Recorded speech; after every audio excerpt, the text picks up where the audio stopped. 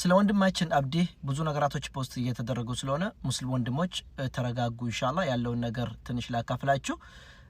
አንደኛ ከእምነት ጋር መያያዝ አይደለም ሁለተኛ የተደፋበት ነገር ደግሞ አሲድ ሳይሆን ዘይት ነው የሞቀ ዘይት ነው የተደፋበት ስለዚህ ይህን ያደረገ ድርጊት ደግሞ በቁጥጥር ስር ውሏል እንደ ገሬ ሻሃዳ ደውለን ከሱ ጋር ያሉ ሰዎች ጋር ደውለን ነገራቶቹን ልናጣራ ሞክረናል ያሉትን ቀሪዎች ደግሞ ምን እንደሆነ ቀስ ብለን እናንተ እናሳውቃችኋለን ያም ሆኖ ግን አሁን ይህ ነገር ያደረገው አካል ከጀርባው ምን አለ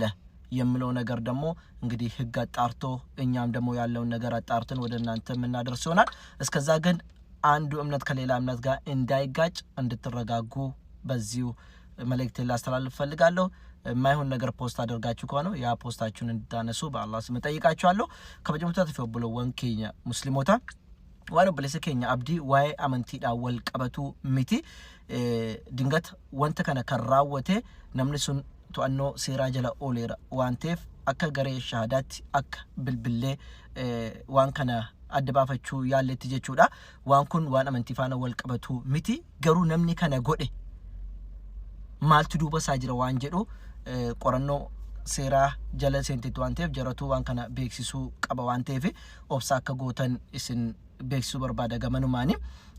namni kun qaama amantaa kiristaanaa ta'uu isaan musliimumarraa waan kun irratti raawwatame garuu maaliif akka jedhu immoo maaltu dubarraan akka jiru adda baafannee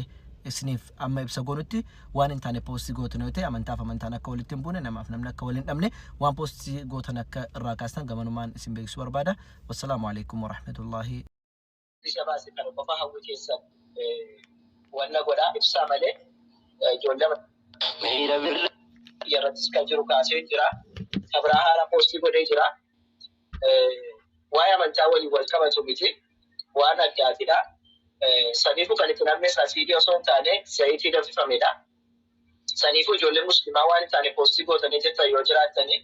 waa'ee amantaadhaan wal qabatu irraa kaasa baguma rabbi shabaasi kan qofa hawwi keessan wanna godhaa ibsaa malee ijoollee amantaa kiristaanaa akkas godhe akkas waan jedhu warri gootonni keessan biliis kaasa maaliif jennaan yoo dhugaan taaneen amantaa namaattis daangaa darbuun akka amantaa keenyaattis gonkaadha waan ta'eef inshallah akka garee shaadaatti kanumas miindeennaa nutu itti aanee siquudhaan yookiin immoo waan kana qo'atee adda kan baasutuma waan ta'eef jechuudha of eeggannoo akka gootan gamanumaa isinitti himuu barbaadan jazakumullahu khairan asiidis miti wanti nama gammachiisu keessaa zayitiidha alalaqallee hedduu nama miidhullee akka asiidii sanan ta'u hedduu rifannee turrean illee ribaa kaasanii agarsiisanii asiidiidha naan jedhanii jalqabannaan bilbilus kana naan jedhani garuu amma namootatti siqee qaamaan sarraa odeeffate irraatiin waan kana odeeffatee dhufe saniif adraa keessa irraa kaasaa muslimni waan masabbii waan magaarii gadhiisuu qaba malee waan hin taane amantaa walitti naquu barbaachisaadhaa miti jedha akkasi. Galateeffadha anis kan jechaa ture kana salmata dhiifama ustaas Fariyaan dhugaa galatoomaa wanti nanis jedhe kanadha sababbiin isaa namoota baay'eetu wanticha otoo addan baasin wal miidha asin galee karaa amantiitiin dubbiin dhuftee baay'ee jabduudha dhugaa dubbachuuf taanaani akka gandummaa sanaa miti isin galee amantiin baay'ee ulfaata ani eenyullee karaa amantii kootiinis akkanatti dhufuun fedhu karaa amantii namaatiin illee eenyullee hin tuqu jechuudha Sinigale kanaafuu ustaas akkuma ustaas Fariyaan dubbatanii sinillee haala tasgabbiitiin ijoollee tasgabbeessa wantichi amma ifaan ifatti adda baafamu. Raamkoo immoo jira Joon. Yoo akka ermicha kamiyyuu walirratti fudhanne please. Muknaatun bahar irratti bakka namni nama qaqqabnetti ijoollee kiristaanaa muslima waliin dalaga waan ta'eef. Information karaa adda addaatiin akka adda addaatti yamaa jira. So wanti hundi fatabayyanu anaafuu tasgabbii akkaan dheetti information biraan naa kannan anuyi. So yaqiina jechuudha faraani. Sanii inshallah yaalasaa fayyaasaa irratti deemna inshallah biiznillah sanii. Namoonni seetii keechaaran ustaas kuwaan dhuunfaati keessa isin galchuun ulleen galchu. Ullee akka wannaatti nu galchu akkuma yaada akka obboleessi tokkotti nagaasaa isaa fawwuu malee namni itti naqees jara lamaantu wal gaafachuu akka seeraatti to'annoo jala waliira namni itti naqee. To'annoo jala oolchanii jiranii kanaafuu nama itti naqe sana nama qaamuma isaa waan ta'eef mana wanni jedhamu tokko hin jiru itti seenanii irrattis kan jiru kaasee jira. Sabraa haala poostii godhee jira. Waa'ee amantaa waliin wal qabatu miti. Waan addaatidha. Saniifuu kan itti namni asiidii osoo hin taane zayitii danfifamedha. Saniifuu ijoollee musliimaa waan hin taane poostii gootanii jettan yoo jiraatanii waa'ee amantaadhaan wal qabatu irraa. Assalamu alaikum warahmatullahi wabarakatuh. Kabajamtoota fi jaallatamtoota obboleeyyan tiyyaa dhugaa rabbii kun waan nama gaddisiisu obboleessa keenya rabbiin isa haa fayyisu rabbiin isa haa dhaqqabu ilmi namaa waan kana walirratti dalaguuf wallaahi rabbii guddaa gaafadha jechuudha. Maal isa godhe obboleessi keenya kuni fidee akkuma isin dhagahaa jirtanitti zayitii itti naqe garuu namni sunillee nama muslimaatii jedhamu kun dhagahaa jirtan. Isinii gale garuu maali gara jabinni yaagana gahu akkamitti namni zayitii danfisee namarratti naqaa maali rakkoon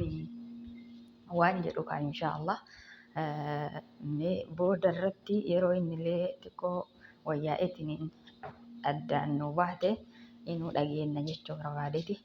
garuu gara jabinni hagana gahu akkamitti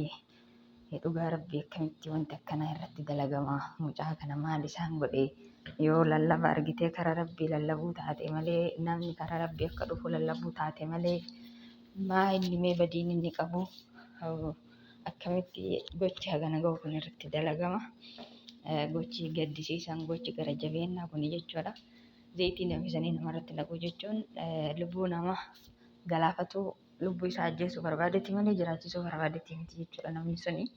Garuu nama kiristaanatillee miti nama islaamati jedhamu kun akkuma isin dhagahaa jirtan kanatti akkamitti namni amantii tokko wajjin qaban namni laa ilaaha illallah muhammad rasulullah jedhe mucaa amantii kiristaanaa keessaa dhufee amantii islaamaa qabatee cichoominaan akkatti jabaatee irratti dalagaa jiru kana mucaa amantii diin islaamaa facaasee bal'isee tiniin lallabaa jiru kana akkamitti gocha akkanaa irratti dalagama dhugaa rabbii guma isaa rabbiin haa baasu. Rabbiin isaa haa fayyisu yeroo gabaabaa keessatti ilmi namaa rafee walii hin bulu kama wajjin nyaatanii wajji dhugantu akka haasaa keessatti dhagaa jirru isa galaafate namni argitanii asumaa waan isin dhaamuu barbaade fira kiyyaa maal kiyyaa obboleessa kiyya jedhanii namatti garaa ofii himatuu fi namatti wanni jechuun dhugaa rabbii akkuma abdii kana jechuudha. Ilmi namaa bineensa bulguu dhugaa rabbii ilmi namaa bineensa waan ta'eef bineensa wajjin jiraataa jirra. Kanaafuu akkamitti wanti akkanaa irratti yaadatama qaamuma isaatti irraa jedhanii barnama wajjin nyaatee wajjin dhugubbo subhaanallah. Kanaaf rabbiin bakka maratti sinaateessu balaa akka malee rabbi sinirraa qabu viidiyoo kana dhaggeeffadhallee laayik sabiskaraab godhaa obboleessa kennaa waan dandeettaniin bira dhaabadha isiniin jechuu barbaade akka rabbiin nu fayyisu du'aa illee godhaafi inshaallah du'aa illee godhaafi sirritti rabbi isaa fayyisu wallaahi zayitii rabbiin inshaallah eega lubbuu isaa oolcha yoo fayyiin isa biraa jiraatte manuu fayyisa rabbi nu haa fayyisu obboleessa kenna rabbi nu haa fayyisu inshaallah biiznillaahi ilkariim du'aa kadhanna. Kanaaf isinillee waan dandeettan godhaa rabbii keessan kadhadhaa fi bakka jirtan maratti isiniin jedha. Kanaafuu